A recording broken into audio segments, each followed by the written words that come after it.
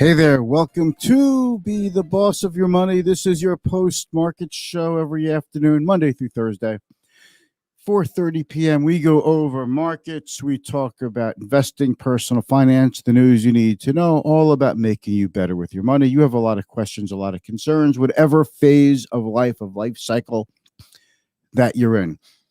And we want to talk about that. We want to talk about making better decisions. And I really want to clear up today some of the nonsense that you hear investment advice from, on TV, radio, internet.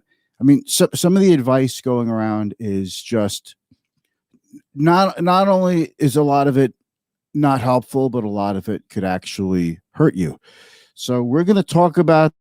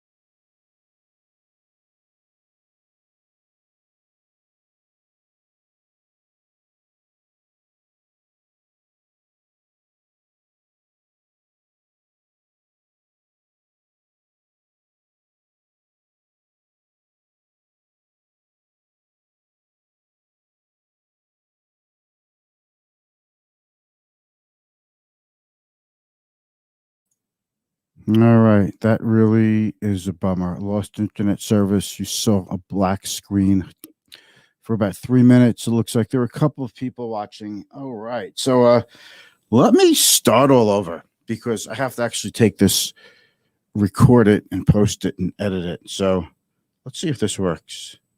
Here we go. All right. Hear a little music in the background.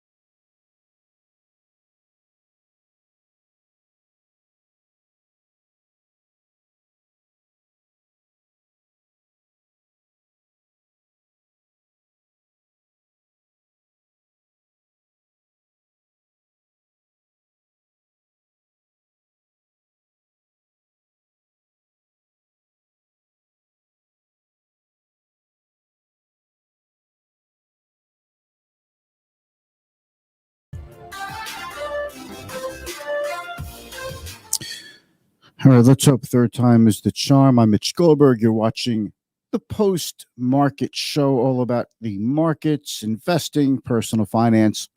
We've got a good show today, and sorry about the technical difficulties. The sky looks pretty ominous. We've had bad weather, and I'm wondering if that is wreaking havoc on local internet service. Normally, bad weather does not interfere with my internet service, but it does happen from time to time. These are the vagaries of going live on the internet. It's not regular TV. We're broadcasting through YouTube and Facebook and LinkedIn, and you got to put it together. We've got to be patient. So what I want to do today is cut through the clutter, give you a quick update. I literally have not done a live stream in like almost 2 weeks. It's weird. I feel like a little rusty. It's something I've been doing almost every day for well over a year and a half, and I've been going live now for over 2 years. So it's good to be back and good to speak with you. I want to talk to you about some serious things, though. There is some really bad investment advice going around that is hurting a lot of people, and sometimes it could be right for one person but wrong for another person, and you have to know how to cut out the clutter. You have to know how to realize which investment ideas / advice you hear could be for you and which isn't. All right. And I'm going to go over something interesting. Just think of the name Harry Dent. I'm not into bad mouthing people, but he put himself out there. So we're going to talk about Harry Dent, and you could be asking, who the heck is Harry Dent? We're going to get into that. If you have any questions, hit me up with your hit me up with your questions in the comments. I love hearing from you. I want to answer them. It's the best part of what we do. I'm going to roll the quick intro, and then we're going to get into the show. So here we go. Stick around, and I think we're safe with our internet service for the moment.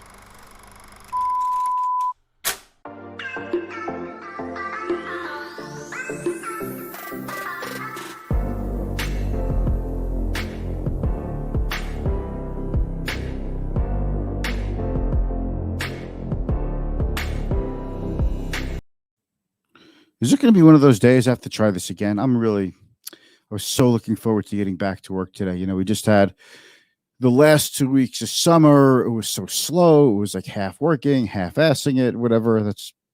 We had the Jewish holidays, the Jewish New Year, Rosh Hashanah, the last 2 nights. So, I'm ready to get back to work. It's already Thursday. I'm not going to live stream today. So I just want to put one foot in front of the other and start getting some momentum.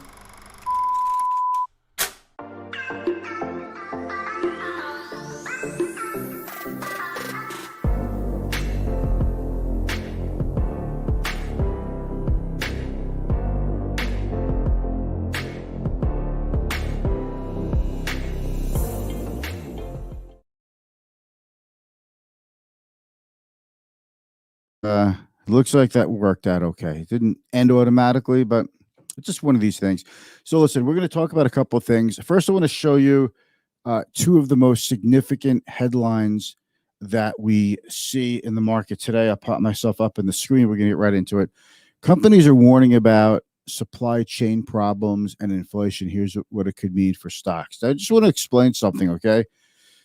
I've been in the camp consistently that inflation, I do expect it to be transient. I did say, to me, transient could be a transient could be 2 years, though. It's I'm not thinking like transient's like a week of inflation, but there are supply chain disruptions, and there are also disruptions in the labor market. A lot of people have permanently left the labor market. In spite of the fact that there's something like 9 to 10 million jobs openings in the United States, only about 230,000 jobs were created as of this past Friday's non-farm payroll employment report. That does stand to be revised higher. The point is, what's going on? We're all the people. So I just want to say a couple of things. First of all, about 25 states or so stop the federal unemployment assistance.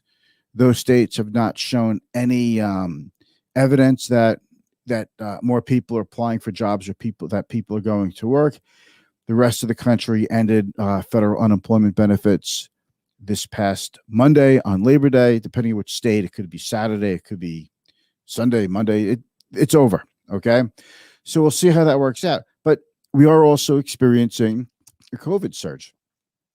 So I could see why the labor market is not as strong as people thought. You could also know that you should probably know that Southwest Airlines, American Airlines, a lot of companies that serve the public have all come out and said they see a slowdown in bookings or a slowdown in demand. But we do have supply chain constraints, and companies like PPG that makes paints and coatings and Sherwin-Williams, they've all come out and said, it's hard to get commodities. It's hard to get raw product to make our finished product. They're paying higher for prices, and they have to pass those higher prices on to consumers.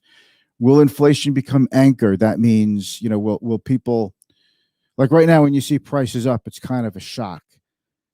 But when do we get to the point where not only prices are up and it's not a shock, but prices are up and now we start to expect prices to keep going up pretty quickly? That's when inflation expectations become anchored, and that's when all hell breaks loose and the Federal Reserve is really behind the eight ball. We're not at that point yet. People still have it in their minds that prices are up temporarily and they'll come down, but not everything is going to come down. Prices are not going to come down. Just if you take a look at the restaurant, travel, leisure business, hotels and restaurants have been able to get by on extraordinarily inexpensive labor, and they might not be able to get away with that as long as, like they used to. So they'll have to invest more in technology, and it'll take bigger companies who can survive with greater economies of scale. But that is what happens to every industry. We used to have over 100 auto manufacturing companies. We used to have a lot more airlines. We used to have a lot more banks in this country. And that's what happens. Industries become rationalized. So inflation up is a transitory. I've been saying here that, hey, it could be a multi-year event.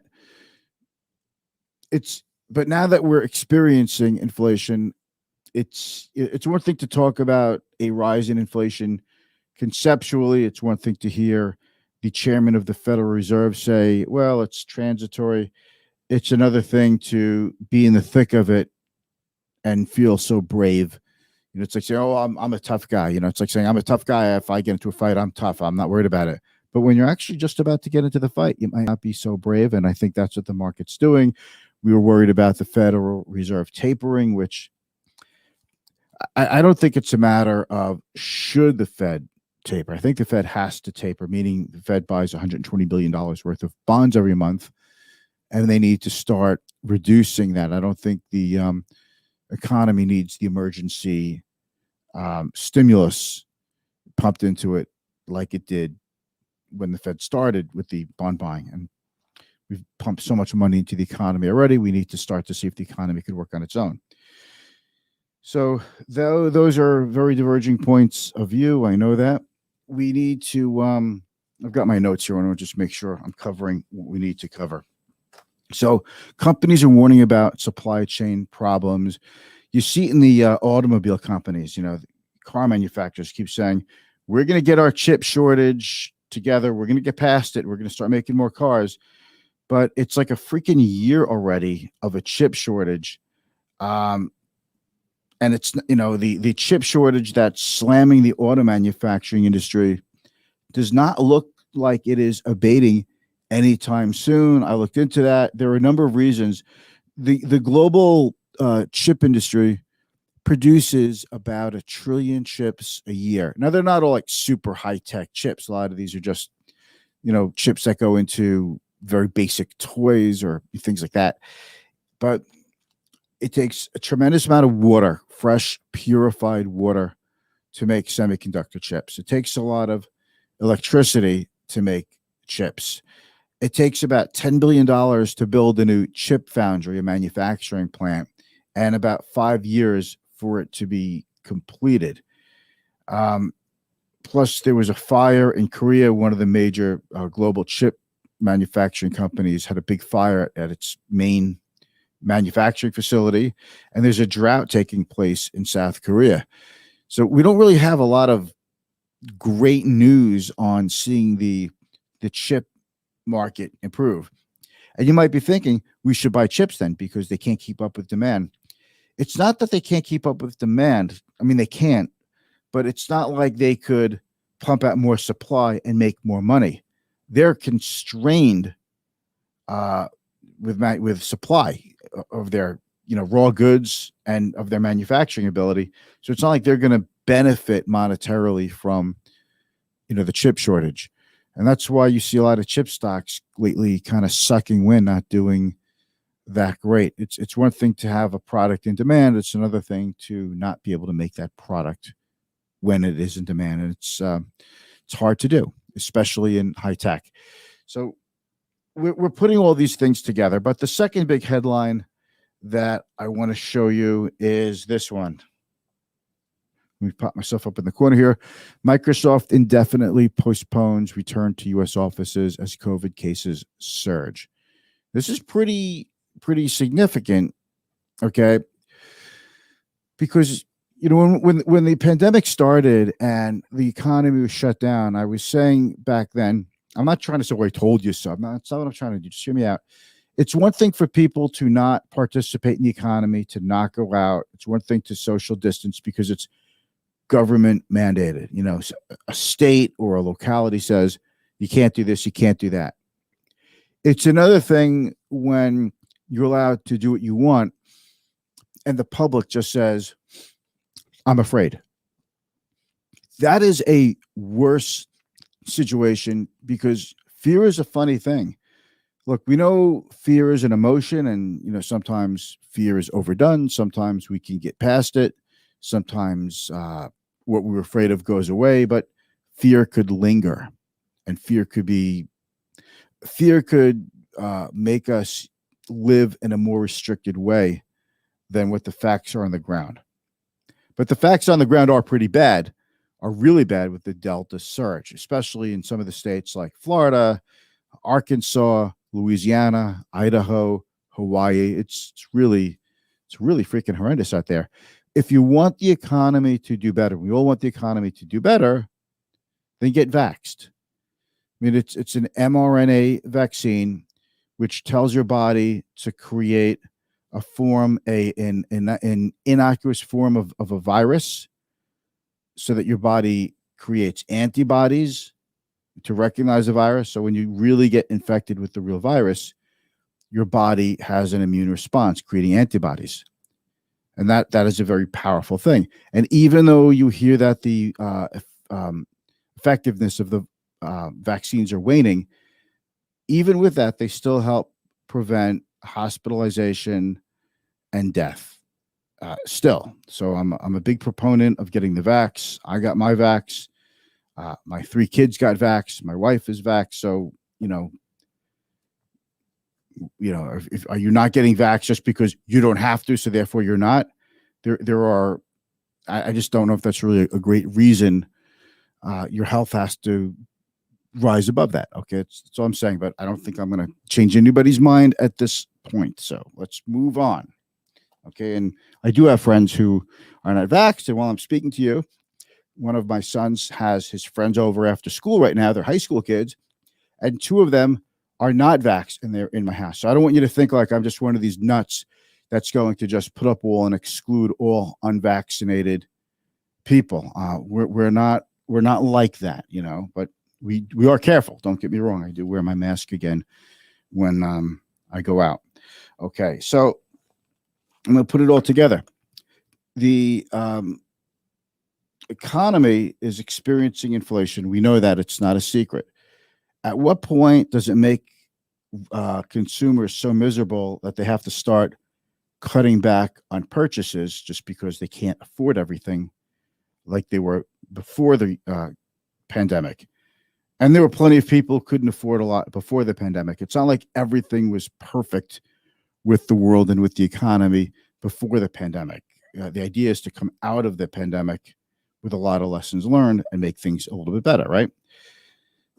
Or a lot better. Okay, so that's what I wanted to go over, and I'll just do a quick update on the market. U.S. markets, Dow continues to take a hit. Let me make the screen a little bigger so you can see it on your smartphone. So the Dow down 151 points. This is the fourth day in a row that the Dow is down. NASDAQ off 38, S&P off 20, gold up a touch. Who cares? Oil down again. But I do think that that cyclical reopening economy trade, I'm not ready to call it and say it's dead. Call it. The time has passed, but it's definitely delayed. And that great economic reopening and that wonderful year-end powerful economy to the end of 2021 and a great Christmas season, I think those are pretty much written off at this point. And by the way, I went into a Macy's last week. I needed to buy some new duds, some new shirts, and there's nothing in the store. So I went to another store. And there's nothing in the store. You can't even buy clothing if you want to because of supply chain shocks, because ports are closed or ports are not moving goods. This is one of the reasons why there's inflation, but I think one of the reasons why it's not really killing consumers yet is because it's not like we even have anything to spend on anyway. It was supposed to be a really good back to school season, but I don't think retailers are going to hit the mark because they just didn't have enough goods, like semiconductor companies. They just, they couldn't come up with the goods when they finally had the buyers in the store. All right. So let's take a quick look at who is Harry Dent. This is his website, get daily insights from Harry and the team. I seriously don't know why you would want to even get insights from Harry and the team. And I'm going to tell you why, and this leads us up to the heart of the matter in just a couple of minutes. You have to realize there's a few people in the media. Oh my God, here I am. I'm not one of these people bashing mainstream media. No, I'm just saying in financial media, I find that there are a couple of people that are consistently on TV who are consistently negative, and they always have the other worry. But the Fed could make a policy mistake. We're not out of the woods yet because now we have to worry about supply this, and we have to worry about raw materials. We have to worry about the geopolitical of it. These people will never, ever come out and say, the coast is clear. You can go invest your money. It's just the way it is. But they ring true. One of them, I'll name a name, is a very smart person, Mohamed Ellarian. He is a very big commentator on CNBC. And every time I hear him speak, he's always has this, but be careful. But now we have to worry about this. I feel like if you listen to this individual, you missed the entire rally since the Great Recession when the Dow was at like 6,500. That's right. In 2009, the Dow was about 6,500, and now it's about 35,000. And that is one hell of a move. But we have to worry about the debt downgrade of the United States, debt when S&P downgraded the U.S. debt. We have to worry about a Brexit. We have to worry, is Greece going to be kicked out of the European Union? All of these things I start to think about them. Flash crash of Procter & Gamble. Looking back, of course, COVID, China, there were so many things to be negative, but stocks kept galloping ahead. And that's why I think a lot of the advice you hear, I think this, a lot of stuff you hear is to get you to view a TV screen or view a smartphone screen or click on an article. Clicks and views count, because that means you could take that data and go to an advertiser and say, look how many people we have clicking and watching. You could advertise here, and it's worth it for you. We're going to charge a lot of money to do it. That's how it works. I get that. And I as someone who has been in the media many times, I know, a little humble brag, but I have been in the media many times, and I am interested in seeing my content, articles I've written for CNBC or other websites. I am interested in seeing those do well. but I'm not trying to create hyperbole or fear, or hit the fear button or the greed button to do it. I'm really just trying to create common sense advice. So that's one thing. Just make sure when you hear somebody say, but we've got this to worry about or that to worry about, I'm not saying you shouldn't be cautious. I'm not saying you should just not be careful at all. But you've got to make this more of a matter of personal finance. Should you sell stocks now because the market's up a lot and we could have a big hit because of a number of things to worry about? Inflation, the Federal Reserve is going to start tapering their bond purchases soon. The employment figures came out way weaker. Well, this is a scary time to invest. Maybe you shouldn't invest now, or maybe you should pull back because the market could go down. And because, it's right now while I'm speaking, it's September 9th, and September is typically a bad month for the stock market. And October is known for some really substantial market pullbacks and or crashes. So maybe now is a bad time to invest. You should get out of what you have. This is the kind of stuff people say. But if you're, 25 years old, 45, even 55 years old, does any of that matter to you if you're not going to need your money for a long time? 55, listen, some people who are 55 want to retire at 62. Some people are going to retire at 75. The point I'm making is your time horizon is what determines your risk, not if the stock market is up too much or down too much, or if the macroeconomic environment is good or bad. The people who I see a lot in the media, there's always something new to worry about. There's always going to be something new to worry about. So just make sure that when you hear advice in the media, I want you to make sure that you understand that the advice might not be aimed at you. And someone says how scary things are. I've often said this: a down market is your friend while you're investing, while you're in the wealth accumulation stage of your life. You want the market to go down, okay, so that in the future the market goes up and you make a lot of money. Paying high prices now, it might make you feel good that everything's okay in the stock market, but it doesn't necessarily give you the best returns. Buying in bear markets is where you often find the best times to invest. Now, I wanted to highlight someone who gives advice, and that is Harry Dent.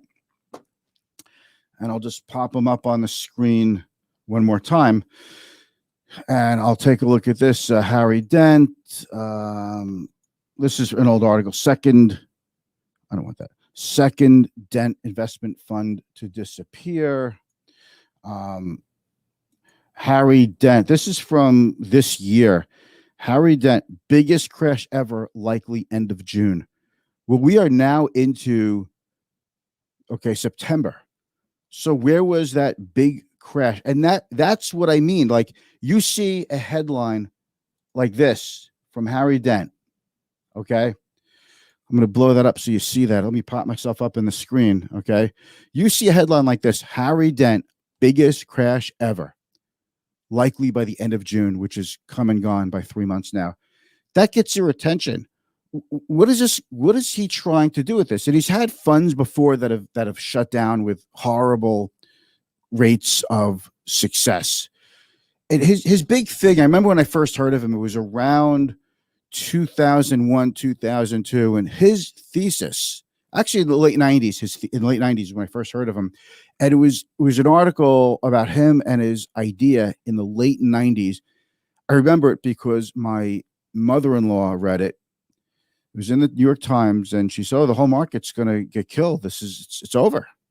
It's over," because the baby boomers who've accumulated all this stock in the 70s and 80s and 90s, they're getting older now.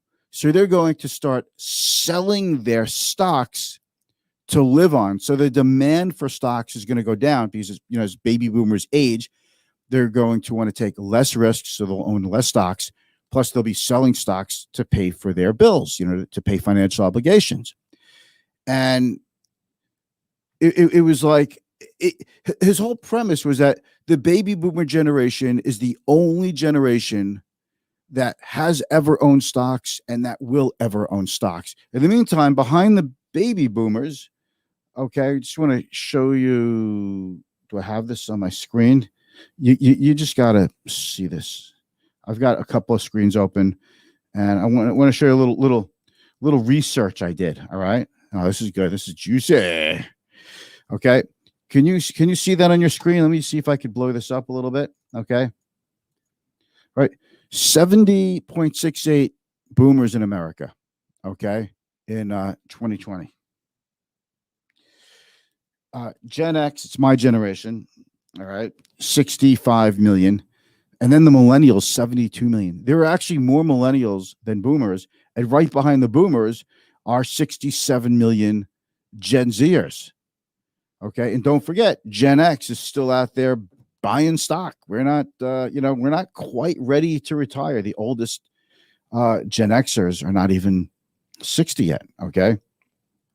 So if you look at that, the baby boomers, fine. They could be less involved in stocks, although I beg to differ, because I think baby boomers are so heavily into stocks now because interest rates are so low in savings accounts and CDs and bonds that baby boomers have been literally forced into equities, into dividend paying stocks with super high valuations because they have no other place to put their money to get a return.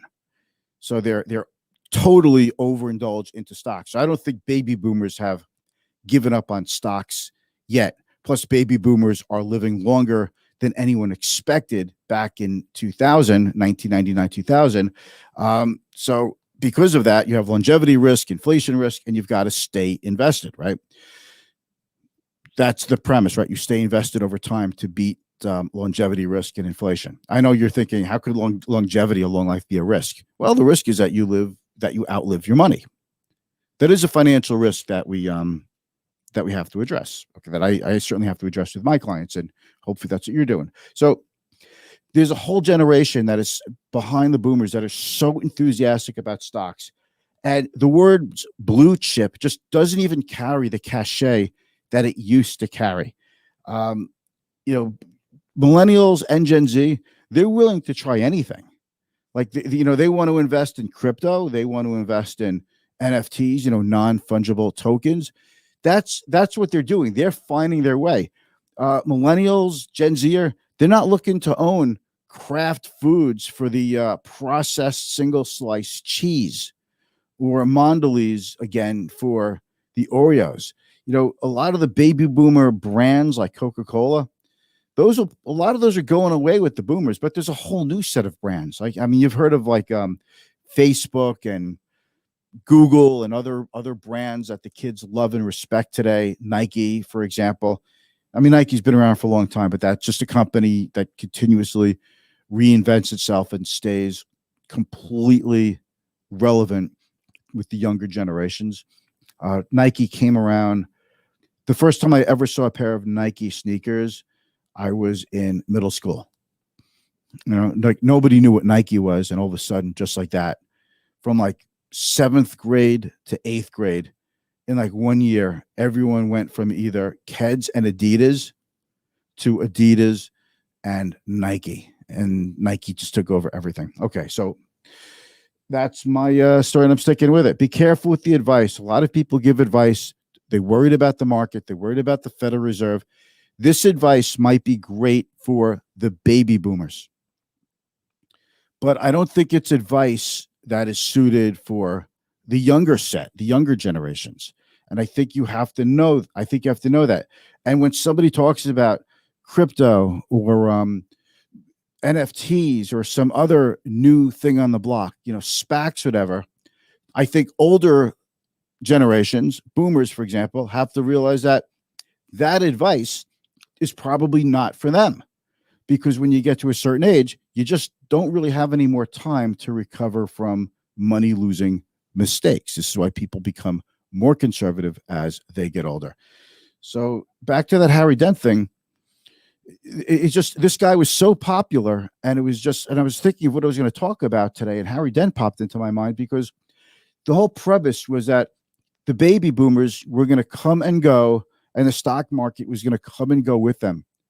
And it's just the furthest thing from the truth. And I just wanted to share that with you. Be careful who you listen to. Make sure the advice you're listening to is age appropriate. When you hear advice on the radio, on TV, you read about it on the internet, you see it on YouTube, make sure you're watching something that is more or less aimed at your generation, at your situation.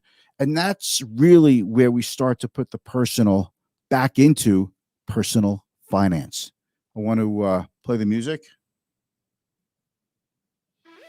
Thank you very much for watching. And I'll be back Monday. Tomorrow's Friday. I don't live stream on Fridays. Just I get busy, and I'll put out a really good email blast tomorrow. And I'll throw in some of my highlights from the last couple weeks of the streams in there too. All right. Thank you very much for watching, and really appreciate you. Good to see you, Carlos. Bye.